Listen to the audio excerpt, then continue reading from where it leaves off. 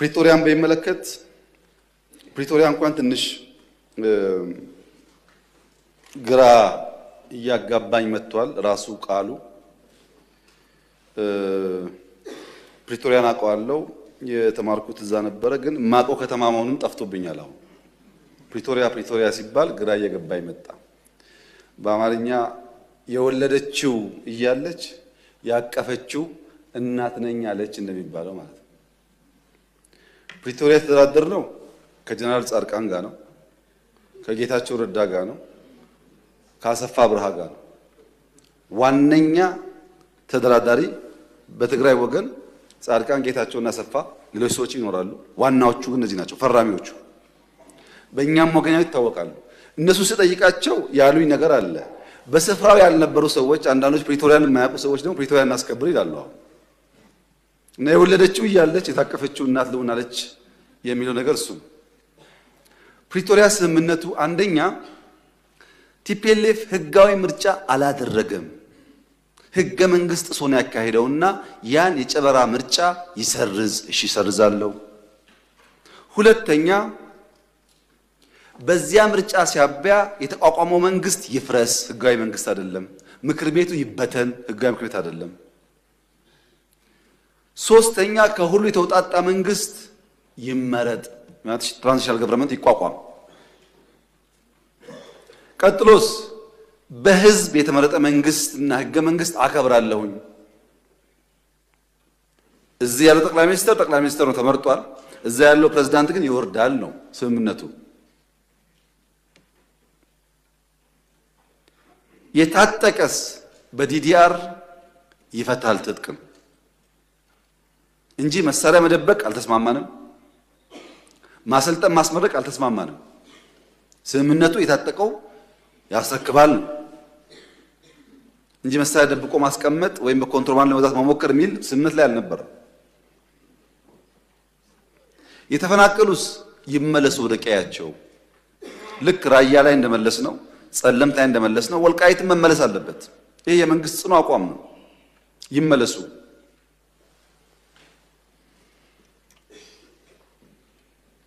የውጭ ጉዳይ፣ የጸጥታ፣ የመከላከያ ጉዳይስ የፌዴራል ስልጣን ነው። ማን ያለው? የራሱ የህወሓት ህገ መንግስት። እኔ አልጻፍኩም። የነሱ ህገ መንግስት የውጭ ግንኙነት በሚመለከት የፌዴራል መንግስትን ይመለከታል፣ መከላከያን በሚመለከት፣ ደህንነት በሚመለከት ፌዴራል ይመለከታል ይላል ህገ መንግስቱ። አልቀየርነውም፣ ታውቃላችሁ። እነሱ ስልጣን ላይ ያሉ የሚሰራ ህገ መንግስት እነሱ ሲወርዱ የማይሰራ መሆን የለበትም። ምን እያደረጉ ነው? ከውጭ ጋር ምን እያደረጉ ነው? እሱን ትቼ ማለት ነው። የለም የመሬት ጥያቄ አለ፣ ኮንቴስትድ ኤሪያ አለ። በአማራ ይገባኛል የሚባል ቦታ፣ በትግራይ ይገባኛል የሚባል ቦታ አለ። እሱ እንዴት ይፈታ ለሚለው ራሱ ህገ መንግስቱ ምላሽ አለው። የተከበረው ምክር ቤት በአንክሮ እንዲያስተውል የምፈልገው ኢትዮጵያ ውስጥ በኦሮሚያና በአማራና በሶማሌ በምናምን መካከል ድንበር የለም፣ ወሰን ብቻ ነው ያለው። ወሰን ሲያስቀምጥ ክልል 1 2 3 ሲል ህገ መንግስቱ ቀበሌ ግን አያሰምርም። እችኛዋ ካርታ የኦሮሚያ አይልም ህገ መንግስቱ። ምን ይላል? አከራካሪ ጉዳዮች ካሉ በህዝበ ውሳኔ ምላሽ ያገኛሉ ይላል እንጂ ድንበር አስምሮ ልክ እንደ ኢትዮጵያና ሱዳን፣ ኢትዮጵያና ኬንያ ድንበር ነው አይልም። የሚያጨቃጭቅ ቀበሌ ካለ የሚኖርበት ህዝብ ተወያይቶ በፌዴሬሽን ምክር ቤት ተወስኖ ወደዛም ወደዚህም ሊሄድ ይችላል። ህገ መንግስቱ የሚለው ይሄንን ነው። ይሄን ደግሞ በኢህአደግ ዘመን ብዙ ሰርተውበታል። በተለይ ድሬዳዋ ላይ። ድሬዳዋ የኦሮሚያ ክልል አካል ነበረ በህገ መንግስቱ። ሶማሌዎች እና ኦሮሞዎች ወንድማማች ሆነው ለብዙ ዓመት ኖረዋል። ድሬዳዋ ጋር የይገባኛል ጥያቄና ክርክር ተፈጠረ። ሲፈጠር በኢህአደግ ዘመን በዚህማ አንጨቃጨቅም፣ ድሬዳዋ ከኦሮሚያ ይነጠልና ለፌዴራል መንግስት ይሁን፣ ሶማሌ አንዱን ተርም ከንቲባ ይሁን፣ አንዱን ተርም ኦሮሞ ከንቲባ ይሁን ብለው አስማሙ። ይሄ ግን ህገ መንግስት ላይ የለም። ከዚያ በኋላ ድሬዳዋ ሶማሌና ኦሮሞዎች በሰላም እየኖሩ ነው። በጣም ጥሩ። ሰላም እስካመጣ ጊዜ ድረስ ችግር የለውም። አሁን በሶማሌና በኦሮሚያ መካከል የብዙ ቀበሌዎች ጥያቄ አለ። ብዙ በሲዳማና ወላይታ መካከል አለ ጥያቄ። በአፋርና ሶማሌ መካከል ጥያቄ አለ። ዩኒክ አይደለም። ወልቃይት ላይ ጥያቄ ዩኒክ አይደለም። ሁሉም ጋር ጥያቄ አለ። ሁሉም ጋር የሚፈታው ግን በሰላማዊ መንገድ ህዝቡ ቦታው አርፎ በህዝብ ውሳኔ መሆን አለበት ነው።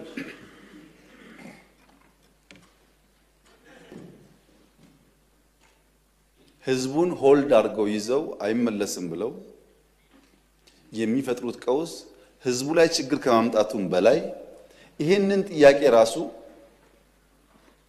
በሚያስቡት መንገድም ቢሆን ላለማሳካት እንቅፋት ይሆንባቸዋል። ሰላማዊ መንገድ ብቻ ነው የሚያዋጣው። ለምሳሌ ወልቃይት የዛሬ 25-30 ዓመት ከጎንደር ከነበረበት ወደ ትግራይ ተካሏል። በክልል ቆይቷል እዛ። በኋላ ደግሞ ችግር በውጊያው ሲፈጠር ደግሞ ያ ጉዳይ ወደዚህ ተመልሷል። ህጋዊና የህዝብ ውሳኔ ከሌለበት ነገ አንደኛው ደግሞ ጉልበት ሲያገኝ ይወስዷል ማለት ነው። በየተራ ከምንቀባበለው ህዝቡ ሰፍሮ ወስኖ በህጋዊና ሰላማዊ መንገድ ይቋጭ ነው ያለው። ምን አደረግን ለዚህ? የከውጊያው በኋላ አሁን 4 ዓመት 5 ዓመት ይሆናል ወልቃይት ከትግራይ ከተነጠለ። እስካሁን እኮ የኢትዮጵያ ፌዴራል መንግስት ለወልቃይት በጀት አይሰጥም እስከዛሬ። ይሄ ትክክል አይደለም። ህዝቡ እየኖረ መምህር እያስተማረ ጤና ሰው እያከመ በጀት አልቦ ዞኑን ማስቀመጥ ትክክል አይደለም። ህግ ለማክበር ሲባል ነው የተደረገው እንጂ ትክክል አይደለም። በጀት የላቸውም። ለምን? ከትግራይ ጋር ተነጋግረን ስላልፈታ ነው። እኛ አሁን ያለን አቋም የወልቃይት ጉዳይም ይሁን በጎንደርም ጥያቄ ያለው ሰው ይሁን በአዲስ አበባም ጥያቄ ያለው ሰው ይሁን ኢትዮጵያዊ እስከሆነ ድረስ ተነጋግረን በሰላማዊ መንገድ በህዝብ ውሳኔ መልስ ሊያገኝ ይችላል። ለዚህ መዋጋት አያስፈልገንም። ግጭት አያስፈልገንም። ህዝብ ማስቸገር አያስፈልገንም። የኛ አቋም እሱ ነው። ይሄን የተግባባ ነው። ፕሪቶሪያ ላይ ሰርቪስሳ ተቋርጦ ነበር። ታስታውሱ ከሆነ ባንክ አልነበረም ትግራይ፣ መብራት የለም፣ ቴሌ የለም፣ በረራ የለም። ይሄን ደግሞ ፌዴራል መንግስት ይመልስ ነበረ። ስልክም መለስን፣ ባንክም መለስን። አክሱም ኤርፖርት እነሱ አፈራርሰው ሄደው ነበር። ጠግነን በረራ ጀመር፣ መቀሌ ጀመር። ኢንዱስትሪዎች የሚጎላቸውን አሟልተን ብዙዎቹ ስራ አስጀምር። በጣም በርካታ የወደሙ ሀብቶች መልሰን ስራ እንጀምሩ አደረግን። እዚህ ጋር አንድ የሚጋነን ነገር አለ። የትግራይ ውጊያ በሚመለከት ተጋኖ የሚነሳ ነገር አለ። ባይዘው ትግራይ ላይ ያደረግነው ውጊያ ወለጋ ካደረግነው ውጊያ አንፃር ሲታይ በጣም ትንሽ ነው። እንዳይጋነን ማለት ነው።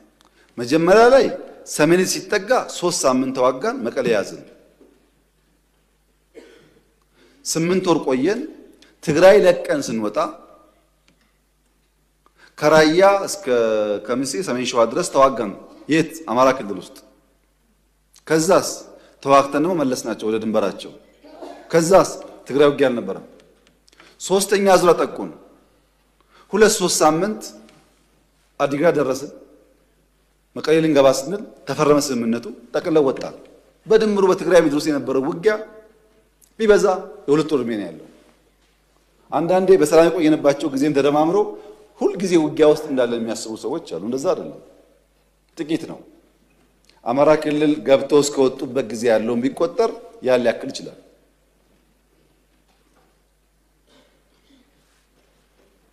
መንግስት በሚመለከት ስምምነቱ ከሁሉ ፓርቲዎች ውጣጣ ነው። እኛ ምናል አንፈልግም፣ ብልጽግና አይፈልግም። ግድ የለም እናንተ የሚመቻቸው ምረጧል። የሚመቸን ጌታቸው ነው አሉ። ጌታቸው ፕሬዝዳንት ሆነ።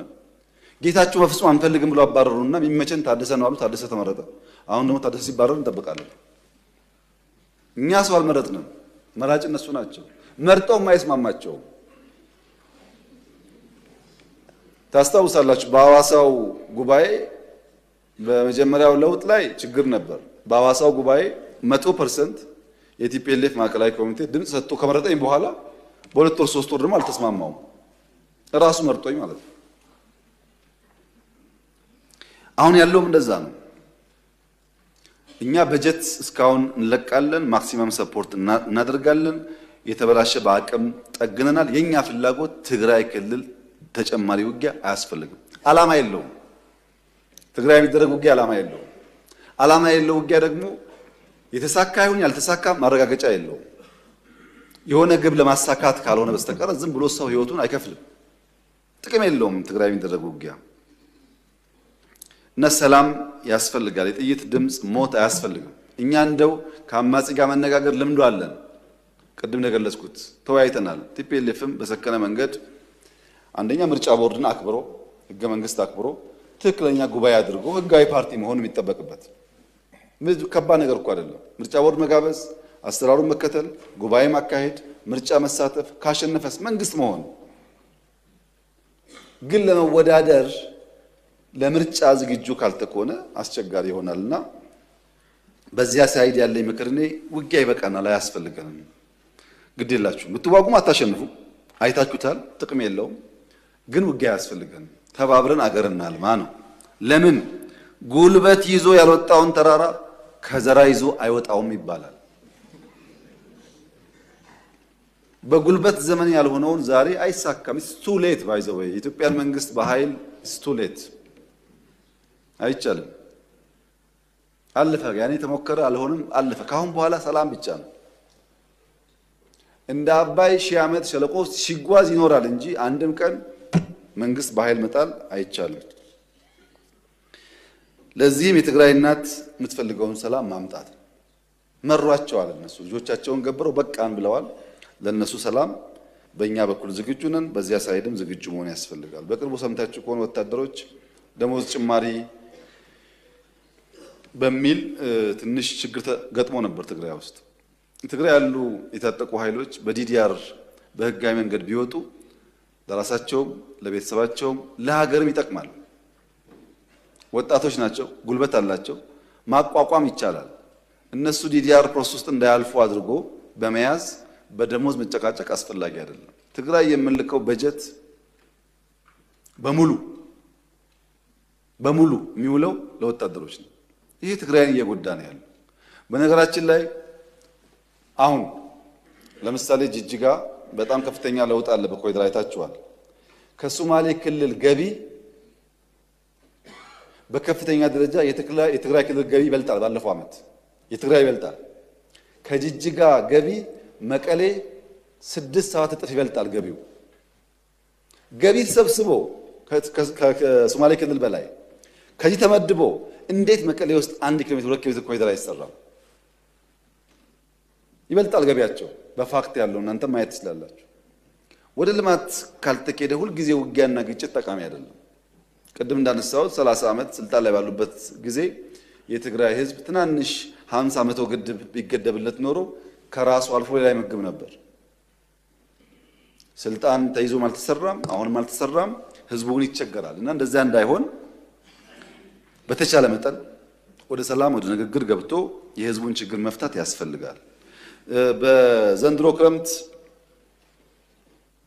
እርሻ ለማየት በድሮን ትግራይ በስፋት እንበር ነበር እና በጣም የሚገርም ነው ማሳ ያለው። ውሃው ዝናብ ነው የምታዩት ከፍተኛ ስለነበረ ከፍተኛ እርሻ ይታያል። በንጽጽር በኢሜጅ የወሰድናቸው መረጃዎች የሚያሳዩት በትግራይ የተሻለ ምርት እንዳለ ነው። እኛ የምንፈልገው ያ ምርት በሰላማዊ መንገድ ተሰብስቦ ወደ ገበያ እንዲውል አርሶ አደር እንዲጠቀምና ከልመና እስረኝነት እንዲገላገል ነው። ህዝቡን የልመና እስረኛ ማድረግ ጠቃሚ ስላልሆነ ከልመና እስረኝነት ወጥቶ ወደ መሻሻል ህይወቱ እንዲገባ መስራት የምንፈልገው እና ትግራይ ውስጥ የውጊያ ዓላማ ፌደራል መንግስት የለውም፣ አንፈልግም። ለምን? ዓላማ የለውም፣ ጥቅም የለውም። የትግራይ ክልል ያሉ ሰዎች ይሄን ተገንዝበው ወደ ሰላም ቢያዘነብሉ ይሻላል ነው ምክሩ።